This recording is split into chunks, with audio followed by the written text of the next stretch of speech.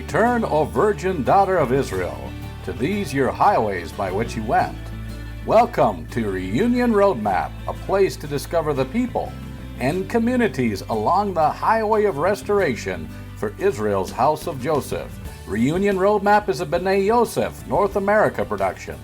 Be our guest for the next hour as we meet the people of the emerging house of Joseph here in North America.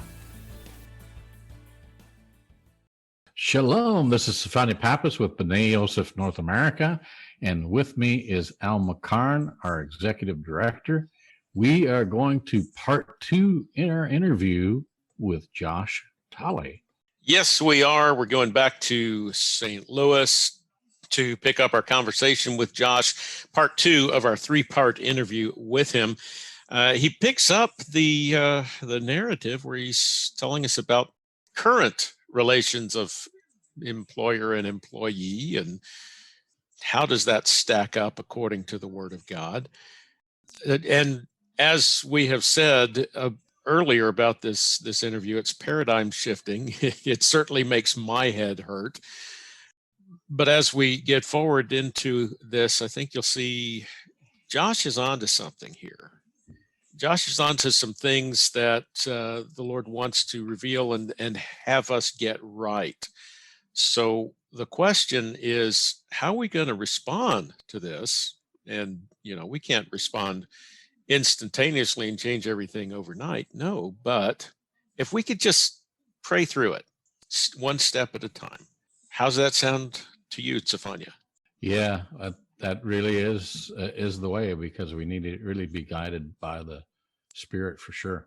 Right. And what we're dealing with 6,000 years of human civilizational development. Yes.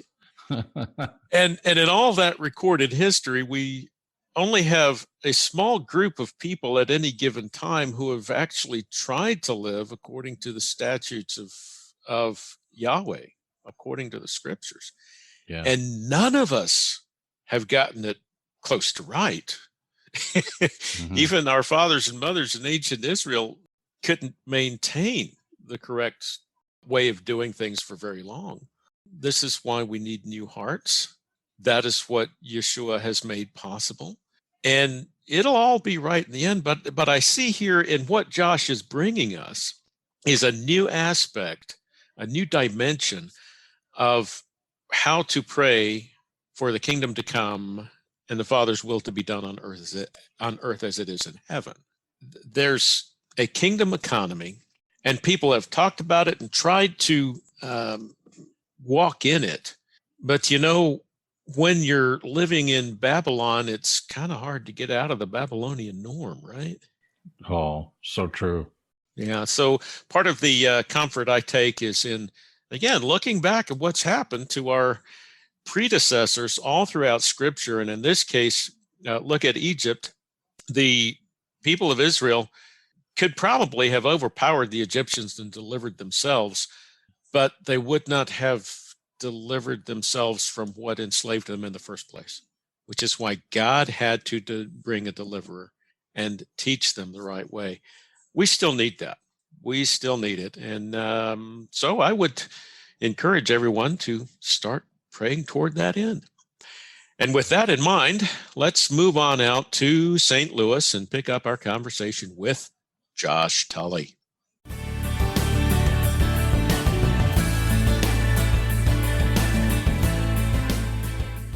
Well, what does the Bible say about woe to those who teach the little ones the wrong way to go? Better a millstone be tied around your neck. Now, somebody might say, well, am I saying that if you're an employee, you're sinning? I'm just saying you have to check with God. Because if you really think about it, is that what God really wants for his people? And we can dig into this more. Does God want me to have this job and all that sort of stuff? But the reality is, as a whole, as a faith-based world, we have walked away from what God has told us to do and instead went for this false sense of security called employment, savings, and retirement. It's interesting you say that, Josh, because as my historical mind is thinking, this dialogue was carried out throughout the 19th century as industrialization happens, and there was this term, a politically charged term called wage slavery. Yes. And you have just nailed it. When you look at it compared to the Bible, that is exactly what William Jennings Bryan was talking about in the 1880s and 90s. Well, absolutely. And it gets even worse as we go through that industrialized period. We get to 1903, we get the mechanical assembly line. We get to 1913, we get the income tax. You get to the Great Depression, you have the Great New Deal. And the New Deal actually is when we switch. We go from an entrepreneurship-based economy to an employee-based economy. Now, the problem with that is once an economy is based on employment as opposed to entrepreneurship, it can no longer keep up with inflation. It's mathematically impossible because that main base of income earners is no longer capable of getting 10 to 20% cost of living increases. So I get this a little heady and I might need a chart or something, but if you think about it, if inflation, even if you think inflation is 7%, and if you have any gray in your head at all, you know it's at least 7. Not only are you only getting minimal on what you're saving, but inflation continues to eat away on what you're earning, which means if you're making $10,000 this year, it's the equivalent to 9 to 8 to 7 next year. And that continues every year. Well, once you get to 3 generations, that's 90 to 100 years, the entire productive output of that entire class of people has been 100% consumed by inflation, debt, and taxes. And that's exactly what we've witnessed. And once that happens, you also need a centralized bank to equal out inflation. And if you don't believe me, again, go right on the Federal Reserve's website. What is their charter purpose? To balance inflation to money. Well, why? Because employees can never keep up with it. So they have to do things like quantitative easing and even retraction of currency in order to kind of keep that balance whole. And in the baby boomer generation, midway through the 80s, somebody in DC bought a calculator and realized there's a problem here because they realized that most people have the majority of their wealth in their home and they're not going to be able to keep up with inflation. People tell me all the time, oh, real estate's great. I bought a house and 20 years later it's doubled in price. Then you actually lost money. You just didn't realize it yet. Not only that, when they realized they couldn't keep up with inflation, the Reagan administration had to come up with a way to help baby boomers extract some wealth without creating market panic. And they invented the reverse mortgage. Now, every other commercial is a reverse mortgage commercial. I mean, even Tom Selleck is selling this stuff because they're trying to get that back out of the asset without the asset itself crashing. If people knew that that's why you needed to extract it, the asset would crash. So it's kind of like this delicate balance. And once we get into the early 1930s, 1940s, we start really seeing this switch where we even change how we teach our children. I have a textbook in my TV studio right across over here where it's a 1929 textbook, 7th grade. It fits in my hand, and the first chapter is starting your business. We used to teach kids, unless you're the idiot, you're going to leave here and start a business. Only the fools go and become employees. Now it's exactly the opposite. Now we teach kids, go to school, get good grades, go to college, get good grades, get a job, save for retirement, forget the fact that employment is the #1 place for divorce, #1 place for an affair, #1 place for heart disease, #1 place for diabetes. I'm not kidding. #1 place for cancer, #1 place for teen pregnancy in a home, teen drug use in a home, teen runaway in a home. Forget all of that stuff and do it anyway, and that's the key to success. God is saying, no, it is not. I told you not to do these things. Yet, unfortunately, all we do is slap a cross on it and say that it's good and that it works. So to continue with a historical inquiry and then get to the big question I'd like to ask you, Josh, I'm thinking again of the industrial age as we are going to an industrial economy in the 19th century. You may have already answered this question, but we move from an economy of farms and shops run by master craftsmen to an economy that is industrialized and efficient and business oriented, where the master craftsman and the independent farmer are shrinking in their importance and their place in society. Would it have been possible to achieve the economies of scale that we have now if we had not moved to this employee model? Oh gosh, yeah. Yeah, Okay. because you can use laborer anytime you would use employee. That's why servant and laborer are so interchangeable. The only difference is who controls who. And that's why there's no red tape when it comes to becoming an employee, and a ton of red tape when it comes to becoming an entrepreneur. You just have to ask yourself, why would they want to red tape one and open the gate to the other? So there's nothing that says, well, Josh, who's going to make all the cars? Laborers. Who would build the roads? Laborers. Who would make the microphones? Laborers. Employees was just the system that they used, because think about it this way. How do you defeat even the world's most powerful army? You cut the supply line. Yes, you do. Yep. So if God's army is out here in the world, who is opposed to God's army? Hasatan, right? Right. So what do? You cut the supply line. Then it doesn't matter what happens. So the devil, with his one little trick, the only trick this guy has, is telling you what God said doesn't mean what it means. That's his only trick.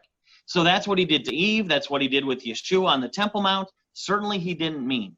Well, he's done that with what is a servant to money. He's convinced us that somebody who leaves their children, goes someplace for 50 hours a week for a paycheck is not serving money. That's humble.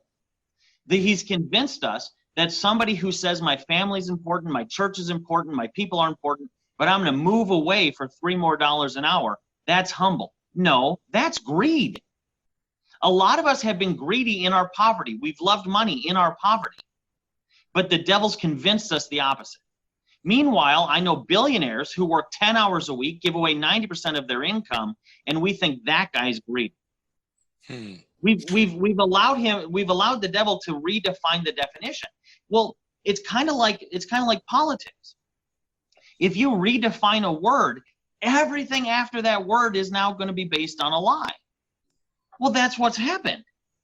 That's exactly what has happened. I had a guy call into my show, and he was from Georgia.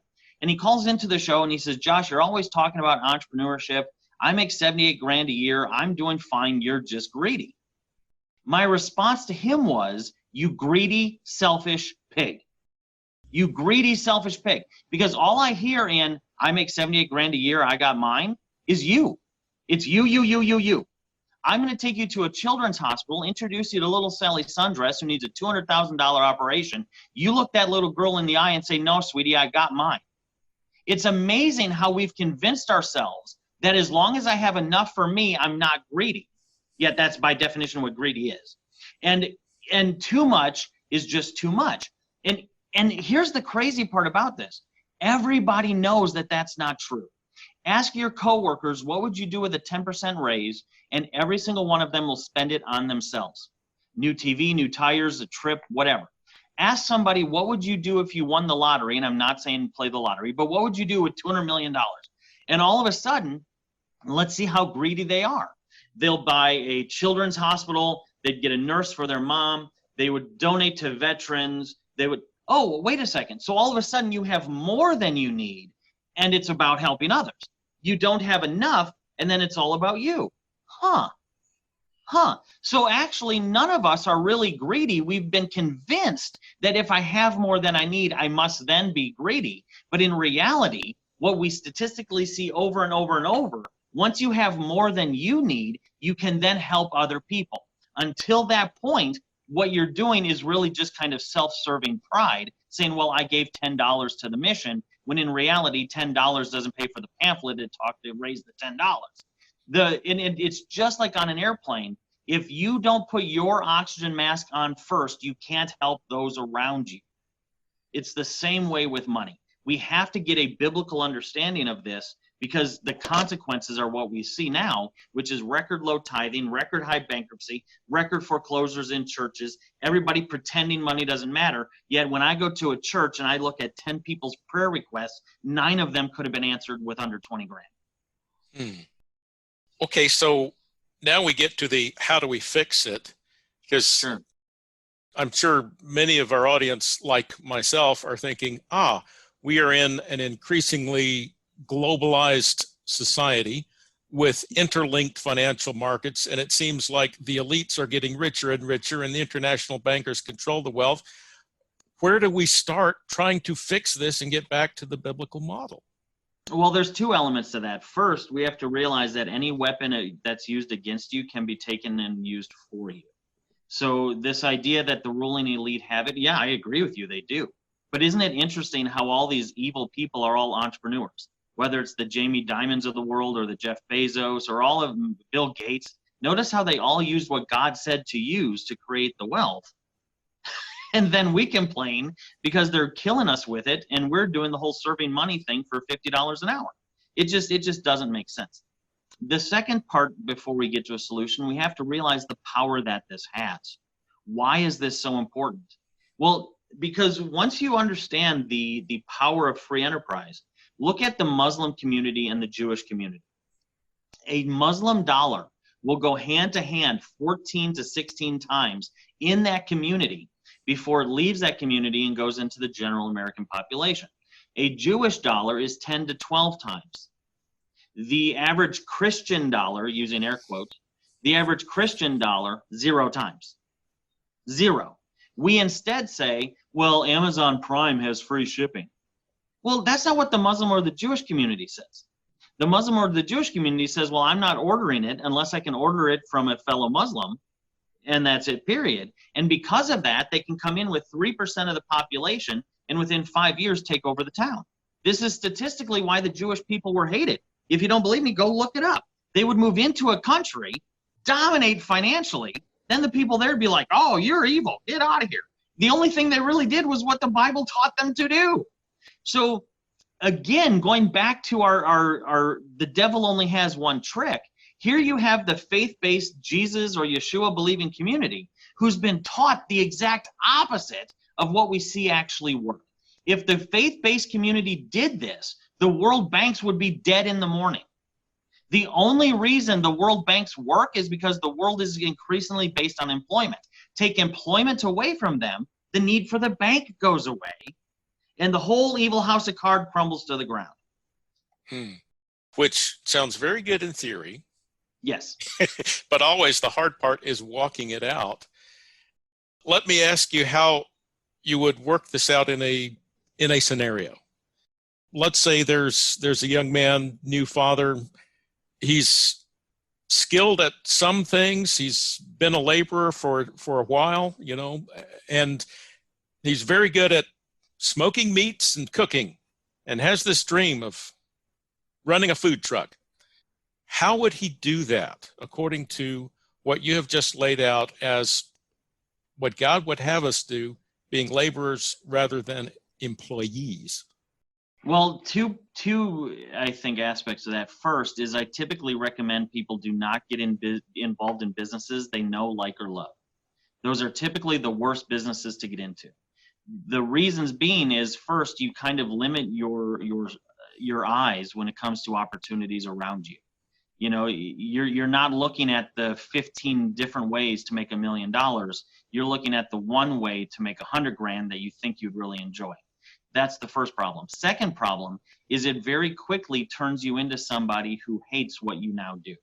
I know a lot of people, including some famous people, who have television shows and cookbooks and everything, who now hate what they do, whether that's being a chef or being a singer, because now they have to do it for money. If it stops working, they're done.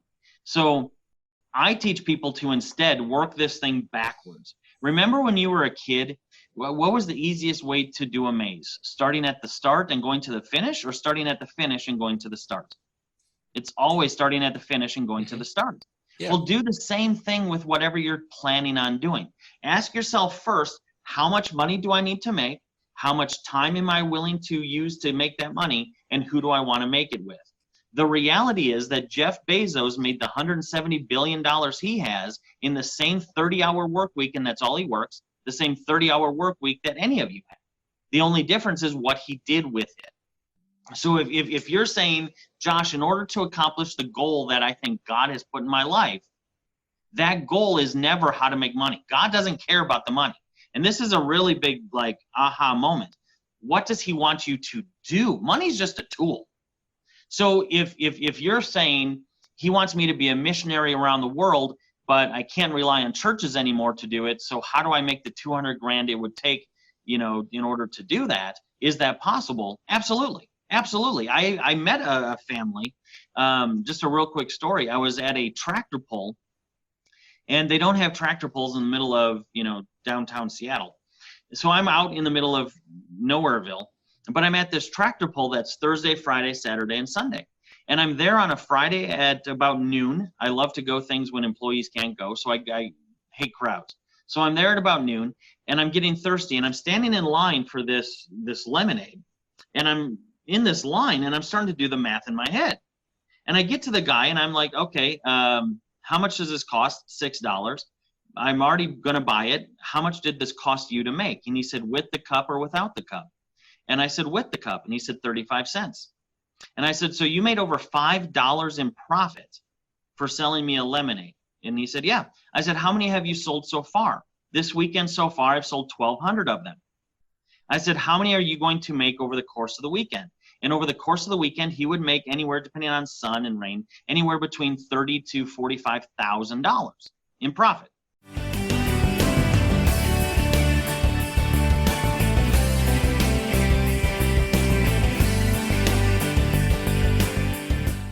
From Mason Clover, here is Set the Captives Free from his album, The Isaiah 43 Project, available at masonclover.com.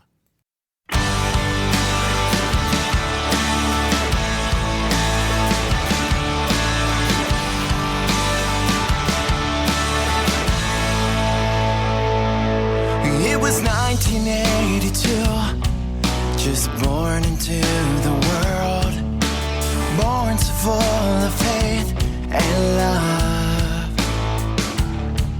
And as I grew far away from His word.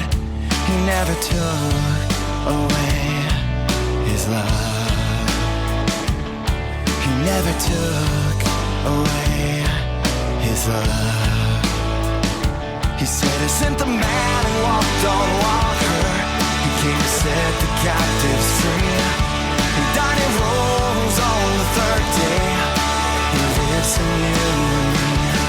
I'm now reborn in Mashiach. New Jerusalem will see, where the dead will rise and the blind will see, where the dead will rise and the blind. After many years searching, this prodigal came home to throw himself on Yah's grace. And when I knocked, I thought the door won't open up, but there he stood with tears on his face. I said, Abba, please have mercy. Sin is all I've seen. I've made myself a prisoner. I need to be set free. Oh, Abba, won't you please forgive me? Won't you please forgive me? He said, I sent the man and walked on water. He came to set the captives free. He died and rose on the third day. His blood is all I see. I'm now reborn in Mashiach. New Jerusalem I see, where the dead will rise and the blind will see, where the dead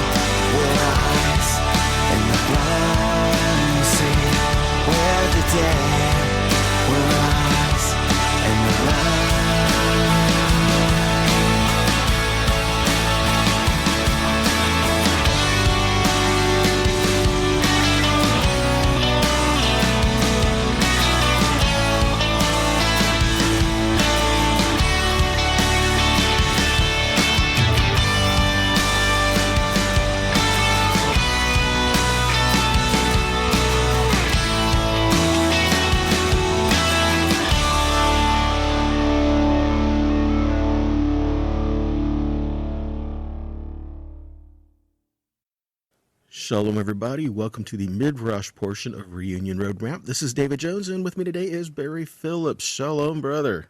Shalom to you, David. Got a quick question for you. Do you ever have those moments when you look up towards the heavens and you speak to Yahweh and you say, I don't get it. Why me? Well, weekly, if not daily at times. Like, I just don't understand it. Why are you doing this like this, you know? I thought it was just me, but maybe someone else too. That's the encouraging part, though, is that we see throughout the scriptures where many people have had these kinds of experiences. It's part of the human experience, you know. His ways are higher than our ways, but when we are confronted with what he chooses to do, and he says, this is what I want to do, we're like, yes, okay, great, do it. And he says, no, I want you to do it. Then that's kind of the, what? You know, kind of moment. And I'm thinking this week regarding to Moses. Mm-hmm. Now, when we say Moses having this encounter with Yahweh, of course, we're going to think about Sinai, but I'm like, okay, step back a little bit. Let's talk about the burning bush for a minute. When Yahweh showed up to Moshe, and Moshe was confronted with who Yahweh was, he was also confronted with who he himself was and who Yahweh had said who he is in him. This is who you are, Moshe. This is what I've created you to be. This is what I want you to do. This is your experience that I have for you. This is what I want. And Moshe responded, like many other people who have actually had this encounter with Yahweh, no, I don't want to.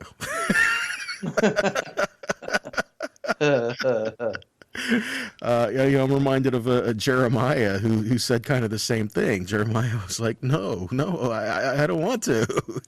They won't accept it. They won't believe it because it's me, you know. And well, Moshe had the same kind of moment, and I'm looking at his conversation with Yahweh, and I'm seeing 5, let's just call it what it is, excuses as to why Moshe should not do what Yahweh had said. You know, it's kind of a bold thing to be able to say when Yahweh wants you to do something that you start making excuses for it. But if we're honest with ourselves, we do the same thing. And I believe that at least one of these areas we can each relate to what Moshe was feeling and seeing and experiencing he himself.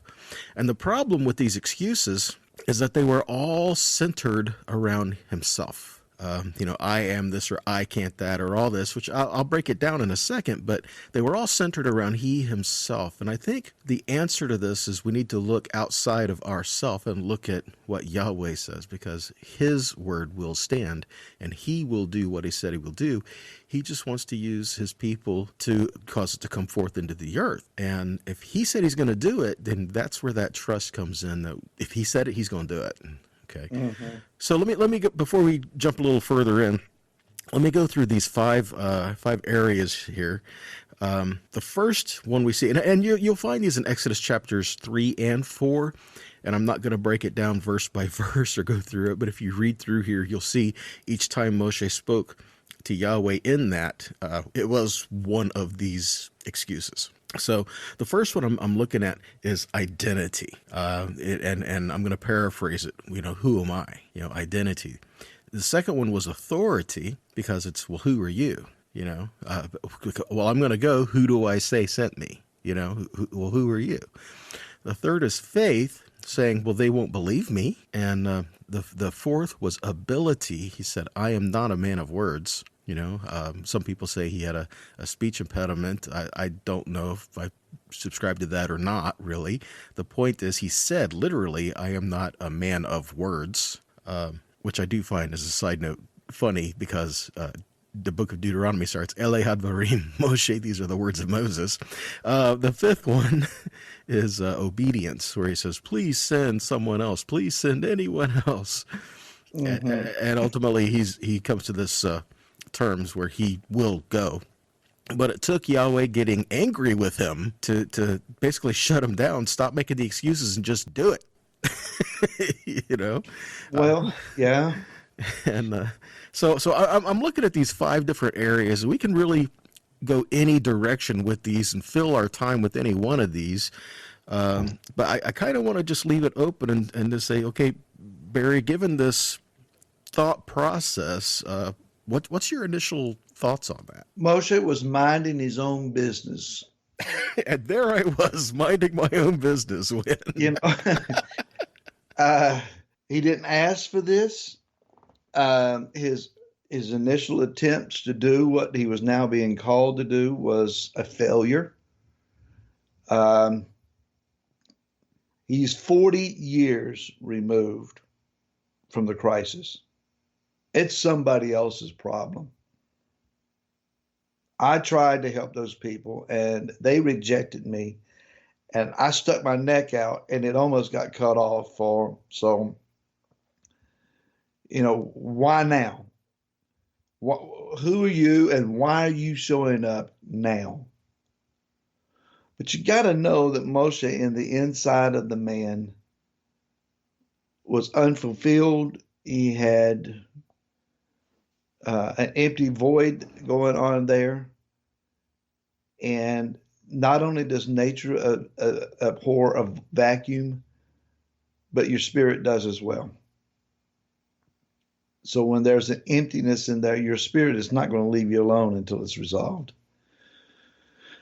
David, as you're describing these issues that he's dealing with, I think in the back of his mind, he knows from the beginning, I'm going to end up back there and I'm going to be doing this, but I'm going to at least give it a shot to try to get my way out of this. There is a large part of him that says, I just don't want to. I don't want to go back. I'm afraid of what will happen. I'm uncertain. All of these negatives that he's dealing with. And it's not like you and I are so far removed from this kind of an experience. Yah is really, really good at interrupting our normality or whatever that is and saying, now this is what you're going to do. I'll give you an example. Laura and I were pastoring our first church, and we are in a little town of about 5,000 people in a city that's stuck in a bowl. There's a mountain range, it would seem, on both sides of us.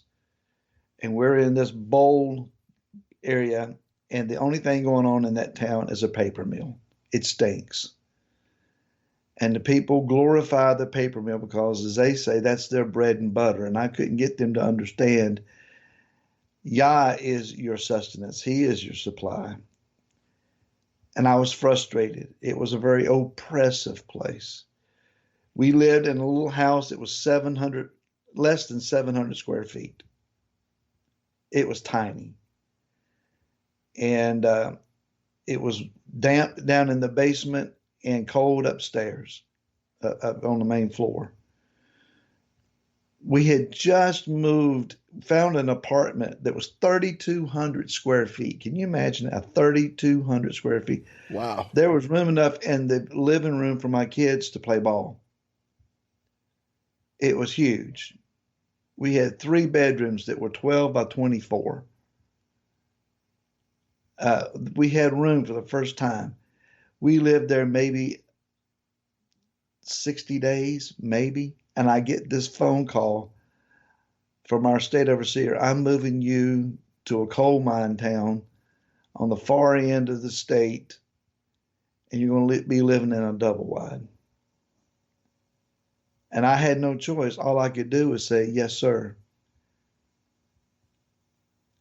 Now, why was I sent there? I still, to this day, have questions about that. But I knew that Yah was doing something. We just celebrated 23 years where we're at right now. 23. I came here for just a few. I'm here for 23 years. Why am I still here, Father? What's going on with all of this? He interrupts normality to push us into a place where we can grow, we can become what it is that he wants us to become. But it's rarely just about us. If Moshe could have seen visibly how far the people had sunk down in the last 40 years from what he remembered, his compassion may have kicked in and said, I'll do anything in the world I can to help those people. But he didn't know. Why am I still here after 23 years? Why did I go to another coal mine town for 2 years? It was for the people. It was for me, but it was for the people. So it's not about us. Once Yah shows up and we can figure out that it's not about us, then the transition can begin a little bit to take place there. That's my initial thoughts. That is pretty amazing. And it does testify of something, because Moshe had good intentions.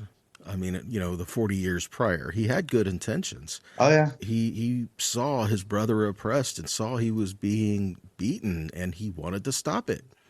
And in trying to do so, he killed the Egyptian and buried him, and it was made known.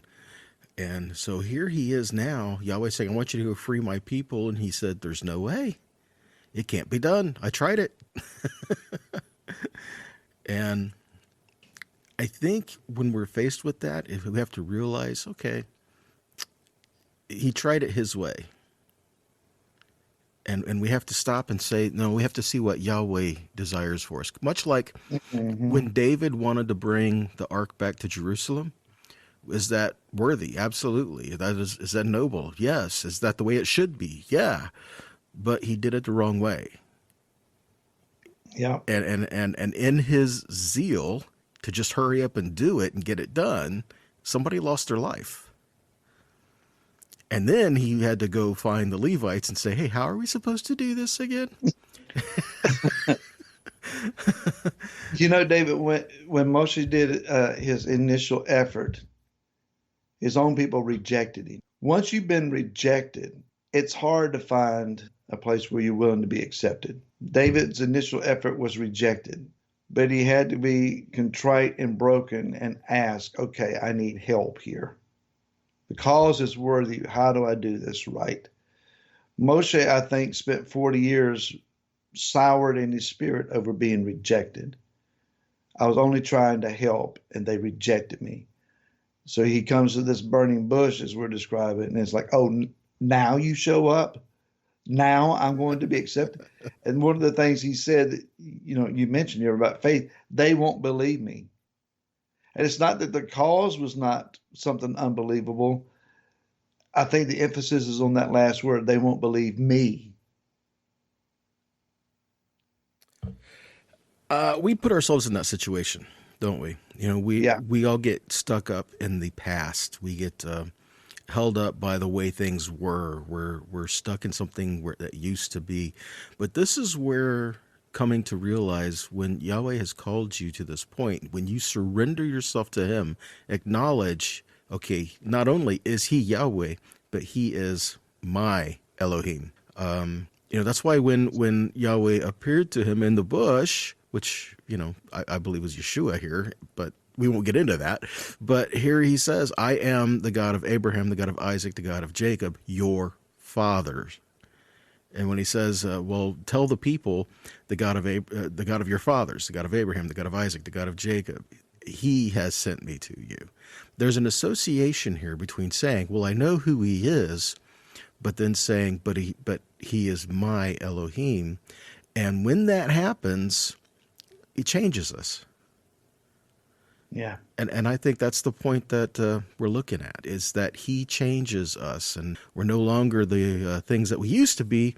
We are now something new. And I've got to throw this in here, although we are pretty much out of time. We get caught in that mentality of, well, I'm just the same old sinner saved by grace. And the problem with that is, I do believe the saved by grace part. I mean, that's the way it's always been, though.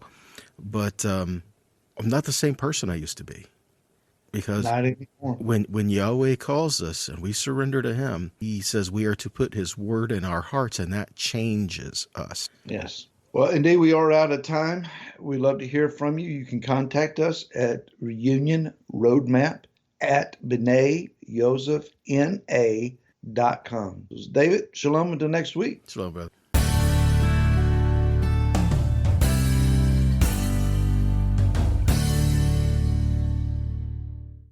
Here's Barry Phillips and the Aleph Tav Band with Prayer of the Exile.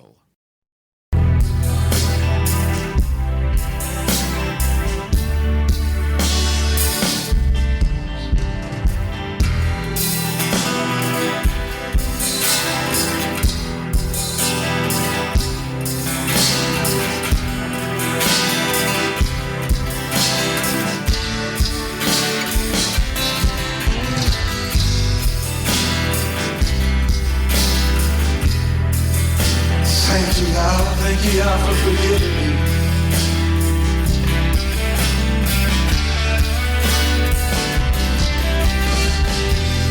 Not because you're worthy, not because you're righteous, but because of your great compassion. You make us supplications, return from our iniquities. We ask that you look at us, see your destination. Yahweh, hear us. Yahweh, forgive us. Yahweh, listen right. Do not delay. Show us mercy. Remove our shame. For the sake of your city, we must go by your name.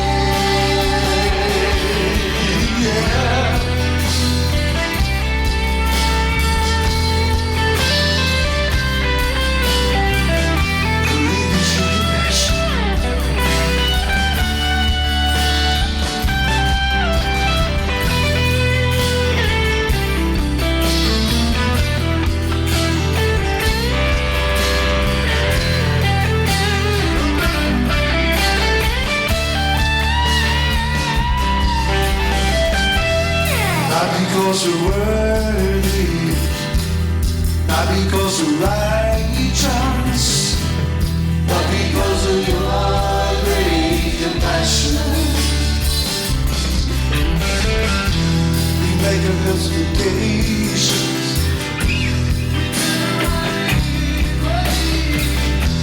We ask that you would look at us. We see our desolation. Yahweh, hear us. Yahweh, forgive us. Yahweh, listen tonight. Do not delay. Show us mercy. Remove our shame. For the sake of your city, we must go by your name. Our fathers, they turn from your ways, but now we are repenting. We come to seek your face. Yahweh, hear us. Yahweh, forgive us. Yahweh, listen tonight. Do not delay. Show us mercy.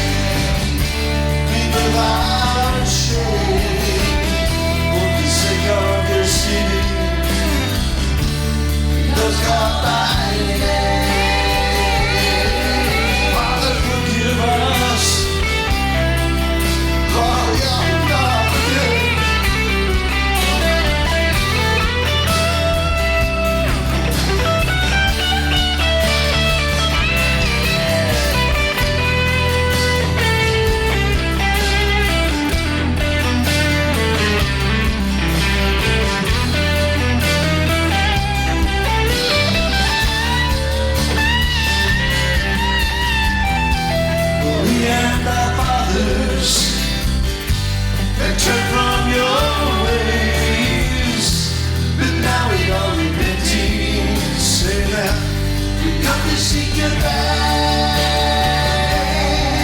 and we cry, Yahweh, hear us. Yahweh, forgive us. Yahweh, listen and act. Do not delay. Show us mercy. Remember our shame. For the sake of your city, it does not for the sake of Mount Zion,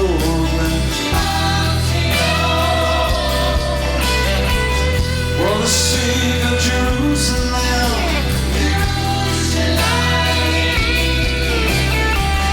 for the sake of Israel,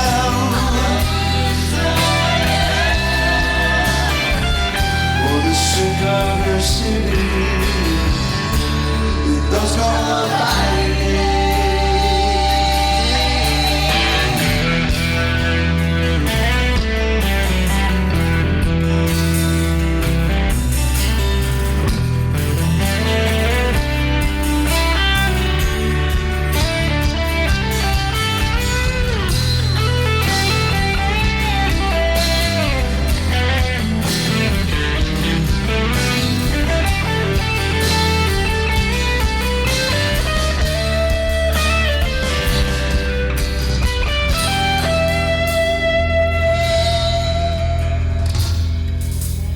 Yahweh, may you forgive us and may you restore us in this day. All right, I hope you enjoyed that music. That was Barry Phillips and his Olive Tav Band, their original song, Prayer of the Exile. Before that, Mason Clover, Set the Captives Free. Again, Stefania, we have a theme here, particularly when we think about the Midrash with the topic burning bush moment. So what are your thoughts on this? Yeah, it's interesting where you look at the whole aspect of this burning bush, and it's a burning bush that's there. It's not being consumed. And I think that's a significant key in this whole moment with Moses when he's standing in front of a burning bush that's not being consumed. And that he hears the voice of Yah coming from that burning bush that's not being consumed. And I think there's something actually in that whole aspect, and that's really what David and Barry were getting at, is this whole aspect of where is the Father bringing us today in regard to these burning bush experiences, and when we do have them, we do have them. That we do. It's rather dramatic in the way that it appears in Exodus 3 and 4, but all of us have had or should have a burning bush moment when the Lord calls us and speaks to us and says, this is what I've made you to do. Now, the way that Moses responded, as Barry and David are explaining, the 5 stages of who, me, all the way up to, no, send someone else. I don't want to do that. Oh, yeah, right. I know I have gone through similar things, but by golly, until the time that our Messiah King returns in power and great glory and is reigning from his Father's throne in Zion, we're still in exile. Yeah, true. And so how are we going to live in this exile? We've heard and we'll continue to hear from Josh Tolley on what he's understanding about economic relationships among ourselves. But there's only so much we can do, which is why the prayers uttered in song by Barry Phillips and by Mason Clover are prayers that should resonate with us. Yes. And these also are the prayers that say, your kingdom come, your will be done on earth as it is in heaven. Oh, Stefania, we got a long way to go and a lot of things to learn. We sure do. But that's about all that we can cover in this edition of Reunion Roadmap. So on behalf of Stefania Pappas, Barry Phillips, and David Jones, this is Al McCarn. Thank you for joining us. Thank you for joining us on Reunion Roadmap, a production of B'nai Yosef North America. Please come back next week for another visit with the people of the emerging House of Joseph here in North America.